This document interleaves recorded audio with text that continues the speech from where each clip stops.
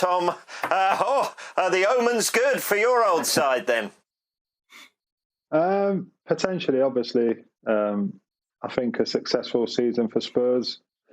They're due a cup victory of some sort.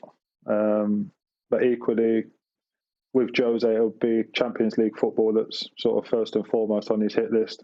So I think a top four, especially after missing out last season, is of paramount importance to a club that size with a new stadium, new training ground, trying to attract the best players from across Europe. I think they need to finish in the top four first and foremost. Yeah, obviously we had shots there of Harry Kane. He's never far from the headlines, is he, for all the right reasons? I guess he would have just have been sort of starting out when you left the club. Was there talk about him, though, coming up from the youth ranks to the senior squad? Yeah, he did train with us quite a bit. And from an early age, you could see he had the determination, which has been spoken about regularly. But even a lot of that age group that was a little bit younger, coming through, you Ryan Mason, Andros Townsend, obviously Harry Kane. There was a lot within a similar sort of 2 or 3 year bracket coming through at Spurs that were causing a lot of excitement throughout the club. The three I've mentioned have gone on to be England internationals, and obviously Harry's probably ranked in sort of the top 3 or 4 strikers in the world football at the moment. Yeah, Danny, it's always an interesting one with Harry Kane, isn't it? Because we criticise players, or people criticise players for just chasing money, chasing glory, and yet if a player stays at a club, he's said to lack no ambition. Where are we at with Harry Kane? What's the view on him? If Jose Mourinho can deliver a major trophy, then all talk will stop this season. Yeah, I think that's what it comes down to. I think with Mourinho, you look at his track record, what he's won over the years, it's been absolutely incredible.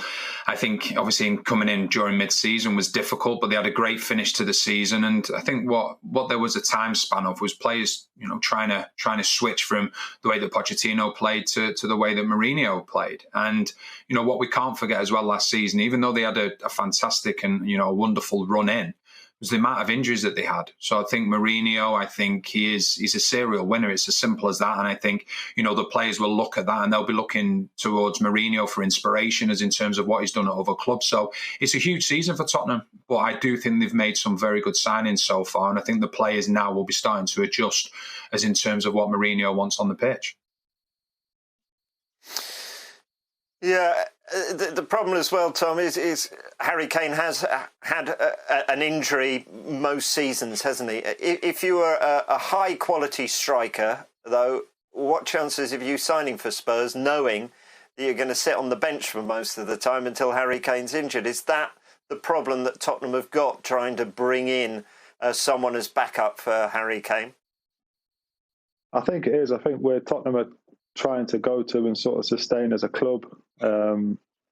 I think to find the right fit that is, as you say, happy to do that. It's not an ideal situation because, as I said, if Harry Kane's fit, he has to play. I think Watkins signing for Aston Villa, he could have been an interesting signing for Tottenham.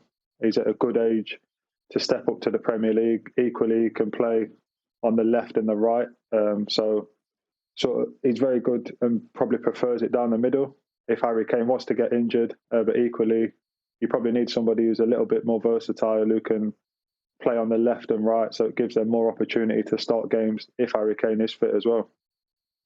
I think what Tom's saying there as well is a very good point. I think when you look at other teams that potentially do have, 2 top-class strikers, it's because they don't necessarily play with that focal point.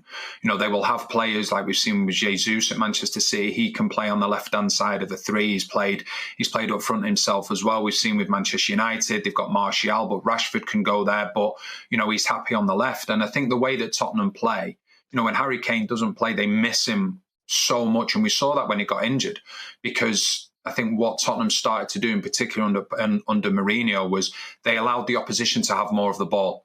They allowed the opposition to have more of the ball, dropped a little bit deeper, but when they got the ball back, they had the likes of Alderweireld who had, the range of passing, and they were able to go over any press. And then we saw that Dele Alli really, he gathered a huge amount of bonuses from the way that Mourinho started to play initially, because he would be playing close to Harry Kane. So to bring another centre forward in that's like for like with Harry Kane, it's very, very difficult, because they know that, if they're an out-and-out centre forward, the chances of them getting on the pitch is going to be limited, and quite rightly so, because in Harry Kane, you've got a world-class centre forward that is the all-round centre forward. Yeah, let's stay with you, Danny. Matt Doherty, we saw training there as well, a player you've seen a lot of before his move. And we're going to talk about the tactical trends a little later on the football show this morning, so I don't want to give too much away, but does that give us a pointer as for what perhaps is in Jose's mind going into this season? I think so. I think when you look at Spurs, they have the potential and they have the ability to play with a back three, dependent on what Mourinho wants to do.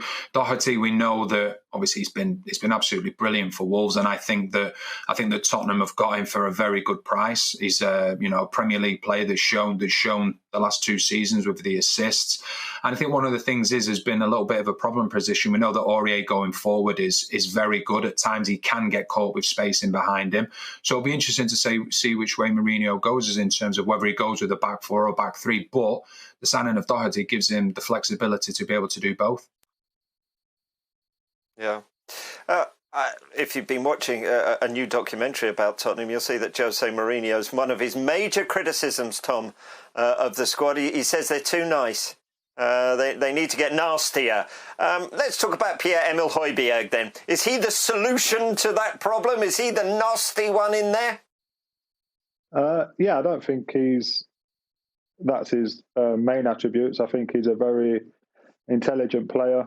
And I think if you hear him speak about the game, especially in post-match interviews, he's very articulate in the way he speaks and sees the game very well, which is probably his upbringing at Bayern Munich. But yeah, I think he can bring that little bit of nastiness that Tottenham probably haven't had for a number of years. And as you mentioned at the top of the show, Eric Dyer saying it's something that they've lacked in that position for the last few seasons. So I'm sure with his intelligence and his eagerness probably to impress at sort of the next level up from Southampton, I'm sure he'll be an unbelievable signing for the club. Is that been a long-term problem at Tottenham? Were you too nice? Probably. I think, to be fair, in my time, it did change slightly.